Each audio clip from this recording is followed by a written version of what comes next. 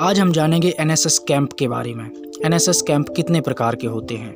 Number 1, NSS का सबसे छोटा कैंप होता है यूनिट कैंप। यह एनएसएस का सबसे छोटा और निचले स्तर का कैंप होता है।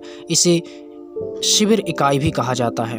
एनएसएस यूनिट कैंप आपके कॉलेज के आसपास के किसी गांव में लगाया जाता है और इसमें वह सभी छात्र जा सकते हैं जो एनएसएस ज्वाइन किए हुए हैं। Number 2, state camp. State camp एक बड़े लेवल का कैंप होता है और इसमें एनएसएस के वह छात्र जा सकते हैं जिन्होंने यूनिट कैंप किया हुआ हो और यूनिट कैंप में से कुछ चुने हुए छात्रों को एनएसएस स्टेट कैंप जाने का मौका मिलता है। एनएसएस स्टेट कैंप किसी एक ज़िले में लगाया जाता है जहां पर पूरे स्टेट से एनएसएस के बच्चों को बुलाया जाता है और एनएसएस के सभी वॉलंटियर्स यहां आकर लीडरशिप सीखते हैं ताकि वह आगे जाके एनएसएस यूनिट कैंप को लीड कर सके। Number 3, national camp. National camp NSS का एक बड़े लेवल का कैंप होता है और इसमें एनएसएस के कुछ चुने हुए छात्रों को ही जाने का मौका मिलता है। इसमें वह छात्र जा सकते हैं जिन्होंने एनएसएस स्टेट कैंप किया हुआ हो और एनएसएस में उनका रिकॉर्ड अच्छा रहा हो।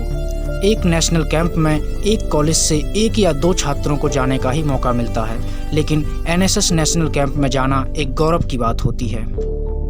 एनएसएस परेड शिविर। एनएसएस परेड कैंप वह कैंप होता है जहां पर एक कॉलेज या एक यूनिवर्सिटी से किसी 1 या 2 वॉलंटियर्स को जाने का ही मौका मिलता है। आपने 26 जनवरी को राजपथ पर कई सेनाओं को चलते हुए देखा होगा, उनमें से एनएसएस भी एक होता है। एनएसएस वॉलंटियर्स को भी राजपथ पर चलने का मौका मिलता है। इस कैंप में सिलेक्शन होना एक गौरव की बात होती है और इस कैंप में सिलेक्शन होने के लिए आपको बहुत मेहनत करनी पड़ती है और एनएसएस में आपका रिकॉर्ड अच्छा होना चाहिए, तभी आप इस कैंप में जा सकते हैं। Number 5, adventure camp. एनएसएस के एडवेंचर कैंप अलग अलग तरह से लगाए जाते हैं। यह एक राज्य से दूसरे राज्य में लगाए जाते हैं।